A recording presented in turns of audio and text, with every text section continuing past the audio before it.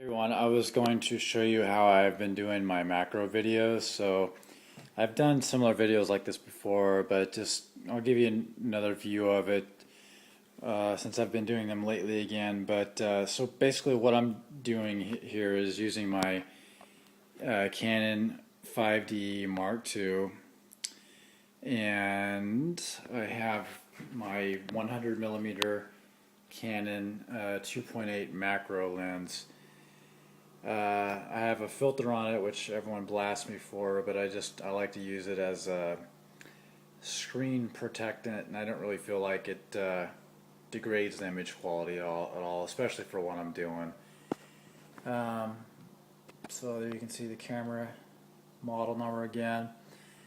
Let's see, what do? I have it on the 0.31 millimeter setting here for up close shots. Basically means it allows it to focus faster because you're telling it it's shooting you're shooting up close. I put it on manual focus. This is not a zoom lens at all. This is just a focus ring. The reason I do that is just it's better to control with video.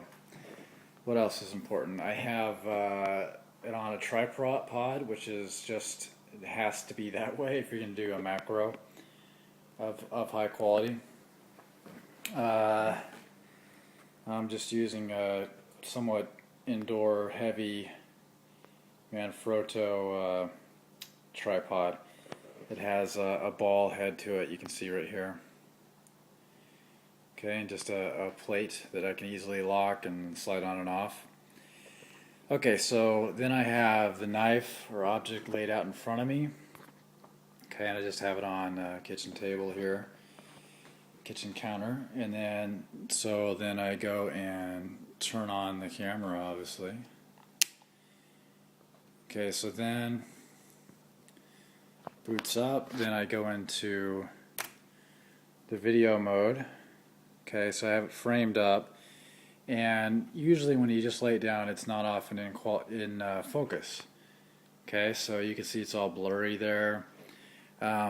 What I then do is go and manually adjust with my hand, right, the focusing ring, until what I believe to be in focus.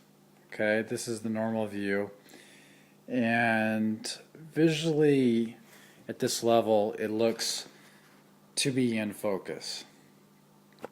Okay, I'm moving around a little bit with my other camera here, but what I've noticed with these macro lenses, especially at this aperture, what helps is you do the Canon magnification button.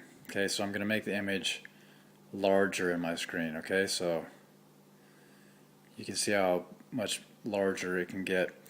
So what I do then is double check the focus on the magnification and get precision focus. Typically you have to pick a certain object. You know, what do I want to focus to?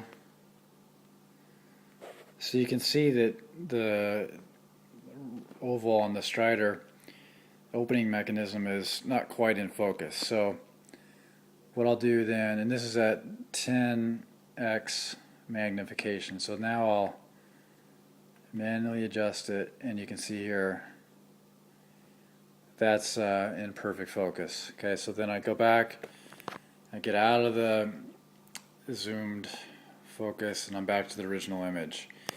You can tell that the whole time I was doing this, I didn't move the knife at all, so that's key here. It's my #1 complaint with the Canon software here. So, not software, the Canon camera. Okay, so now what I'm doing is, let me show you what mode I'm shooting in. I'm shooting in AV mode. Okay, for what I'm doing, I find that's just the most simple way to do it. It basically calculates the speed or the shutter setting for me where I'm picking the aperture, and gives me a little bit more control and whatever. Manual mode is easy in video as well. So I'm just choosing, for the lighting settings I have here, I'm using an 8 aperture. Okay, so when I'm ready, good to go, I hit the record button, so the center button right here. Okay, so it's recording, and it's just kind of a dull movie because the knife is not moving. So what I then do is get you a couple shots of the knife at the same visual plane, I guess. So turn it over, try not to move the knife too much because I don't have to change the focus. Give you that kind of view, etc. Try to bring it right back down to the table. And then, it's going to be tricky, how do I do this here? What I then have to do is to give you a up close view. So now I'm holding a knife and moving the knife. You can see it's out of focus. Okay. So that's why a lot of people complain about the focus of my videos. It's the nature of my camera is this big lens to move, right? So again, this is the focused plane. I move the knife, I get it closer to the lens, it gets out of focus. So it's just the nature of things. So now what I would need to do, and I can't do it here and hold everything in my hands, so let me try to hold on one second. I'm now focusing with my hands holding the knife. Okay, so I focused it, I'm holding the knife, and now I have an issue of steadiness. You know, my hands are moving around a little bit. I can get the knife out of focus. The visual plane of my focus is now closer to the lens. Okay, so this is about, you can see that there, but this is about where I'm holding the lens, sorry, the knife to the lens. Okay, so if I move the knife out of that visual plane, focus plane, see, it goes out of focus. So that's the challenge I can have in my videos. And people ask me, well, why don't you just get a Canon camera that'll autofocus? Sure, I can do that, but I'm trading off in the quality. This is a high-end sensor that you cannot get, a very large high-end sensor that you can't get in a video camera for the same price point. It's tens of thousands of dollars higher for a video camera that can do close to this. I mean, in the movie industry, film and video, the Canon 5D Mark II is known as an amazing camera for the price and the sensor quality. I think the episodes of 24, I think there's a sitcom or show called House that was done with the 5D Mark II. So I don't have anywhere the gear set up to do that quality of production.